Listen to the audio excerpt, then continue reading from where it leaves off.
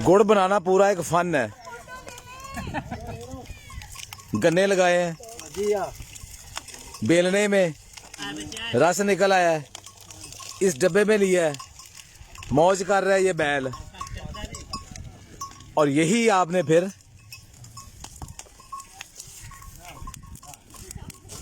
इस कड़ाह में लेके आए हैं। चुम्बी, टिपिकल जो लफ्ज यूज होता है चुम्बी है।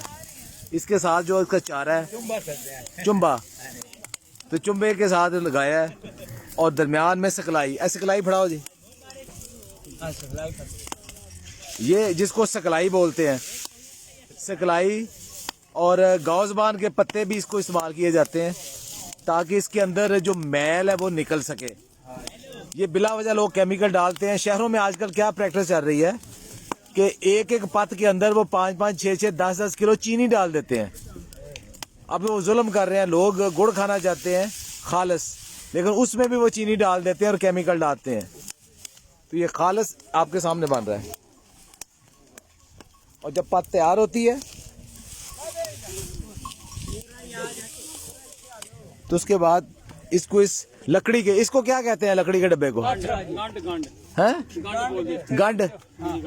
तो इस गंड में डाल के तो इसको थोड़ा ठंडा होने देते हैं। उसके बाद इसकी पेस्कियां बना लेते हैं। तो अगर इसी की शक्कर बनानी हो फिर क्या करते हैं आप?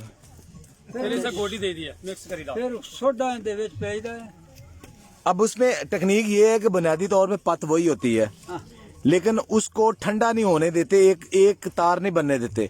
उसको मुसलसल उसको हिलाते रहते हैं, मिक्स करते रहते हैं। उससे वही ठंडा हो जाता है और उसके बाद उसकी शक्कर बन जाती है। तो शहर के लोगों को यही नहीं पता कि वो समझते हैं शायद गुड़ को पीस के शक्कर बना देते हैं। हालांकि उसकी प्रोसेस की तैयारी में बुनियादी तौर पे उसका प्रोसेस को बहुत मुख्तलिफ नहीं है।